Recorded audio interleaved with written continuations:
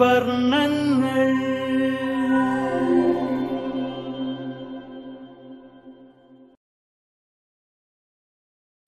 എല്ലാ മാന്യപ്രേക്ഷകർക്കും അറേബ്യൻ വർണ്ണങ്ങളിലേക്ക് ഒരിക്കൽ കൂടി സ്വാഗതം.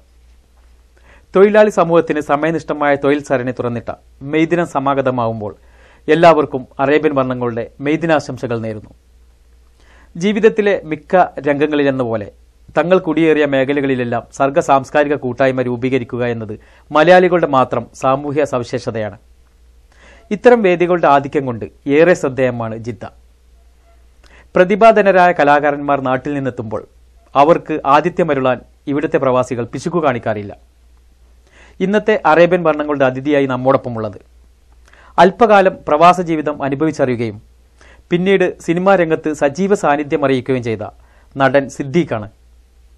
അഭിനേതാവ് എന്നതിലുപരി നിർമ്മാതാവ്, മിമിക്രി ആർട്ടിസ്റ്റ്, ഗായകൻ എന്നീ നിലകളിലെല്ലാം മികവ് തെളിയിച്ച ജാടകളില്ലാത്ത വ്യക്തിത്വത്തിനുടമയും അഭിനയ മികവ് കൊണ്ട് മലയാള സിനിമാ രംഗത്ത് നിറഞ്ഞു നിൽക്കുകയും ചെയ്യുന്ന പ്രശസ്ത നടൻ സിദ്ദീഖുമായുള്ള അഭിമുഖത്തിലേക്ക്. സൗദിയിലെ ആദ്യത്തെ സന്ദർശനമല്ലേ ഇത്? ഇതിനു മുമ്പ് വന്നിട്ടുണ്ടല്ലേ? സൗദിയിൽ ഞാൻ 1981 മുതൽ 84 വരെ ജോലി ചെയ്തിട്ടുണ്ട്. അത് റിയാദിലായിരുന്നു. പിന്നെ അതിനുശേഷം ഞാനൊരിക്കൽ ഒരു 5-6 കൊല്ലം മുമ്പ് അൽക്കോബാറിൽ വന്നിട്ടുണ്ട്, ദമാമിൽ വന്നിട്ടുണ്ട്. ഇപ്പം ജിദ്ദയിൽ ആദ്യമായിട്ടാണ് സന്ദർശനം മാത്രം. എന്താണ് ഇപ്പോൾ വന്നപ്പോൾ അനുഭവം എന്താണ്? ഗൾഫ് കൺട്രീസിൽ ഞാൻ ഒരുപാട് സ്ഥലങ്ങളിൽ പോയിട്ടുണ്ട്. ഒരു UAE-യിലുള്ള എല്ലാ സ്ഥലങ്ങളിലും ഏറെക്കുറെ പോയിട്ടുണ്ട്. ഒമാൻ, ഖത്തർ, ബഹ്റൈൻ, അങ്ങനെ മിക്കവാറും എല്ലാ സ്ഥലത്തും പോകാനുള്ള അവസരം ഉണ്ടായിട്ടുണ്ട്. ജിദ്ദയിൽ വരുന്നത് ആദ്യമായിട്ടാണ്.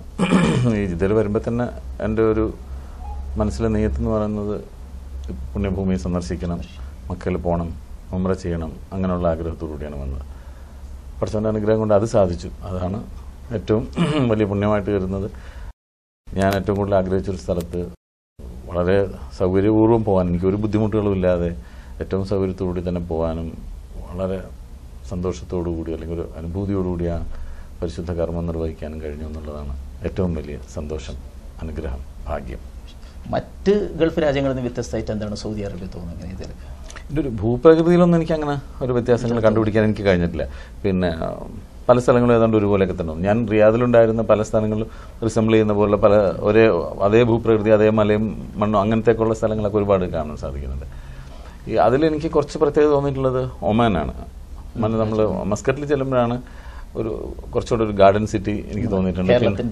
കേരളത്തിന്റെ സലാലയിൽ അങ്ങനെ തോന്നിയിട്ടുണ്ട്, തെങ്ങും വാഴയൊക്കെ കാണുമ്പോൾ. മസ്കറ്റിൽ പോകുമ്പോഴാണ് കുറച്ചും കൂടി മലകളും, എന്നിട്ട് അവരതൊക്കെ കീപ്പ് ചെയ്തിട്ട് പിന്നെ ഒരുപാട് ആർക്കീവ്സ് അല്ലെങ്കിൽ പഴമ അവർ ആ ഹെറിറ്റേജിൽ അത് കീപ്പ് ചെയ്തിട്ട് കൊണ്ടുപോകുന്നതും ഒരുപാട് പുതിയ കെട്ടിടങ്ങളല്ലാതെ പഴമ കാണാൻ സാധിക്കുന്നതും ഞാൻ കണ്ടിട്ടുള്ളതും മസ്കറ്റിലാണ്. ഇപ്പോൾ ജിദ്ദയിലൊക്കെ ഉണ്ടാവും അങ്ങനത്തെ പഴയ സ്ട്രീറ്റും. എനിക്ക് പക്ഷേ അവിടെ പോകാൻ പറ്റിയില്ല. ഞാനിപ്പോൾ നാളെ എന്തായാലും അവിടെ ഒന്ന് പോകുന്നുണ്ട്.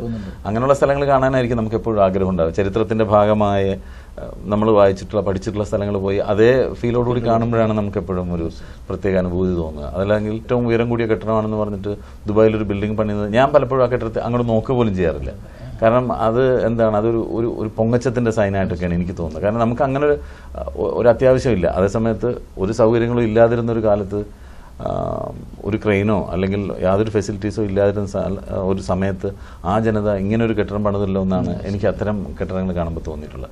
പുതുമയുടെ ഒരു പല്ലിളിക്കല്ല, അതല്ലെങ്കിൽ ഒരു ഇളിച്ച് കാണിക്കുന്ന ഒരു പ്രതീതി എന്ന് പറഞ്ഞാൽ എനിക്ക് പലപ്പോഴും അത് ഒരു പൊങ്ങച്ചത്തിന്റെ സൈനായിട്ട് തന്നെ തോന്നിയിട്ടുള്ളൂ.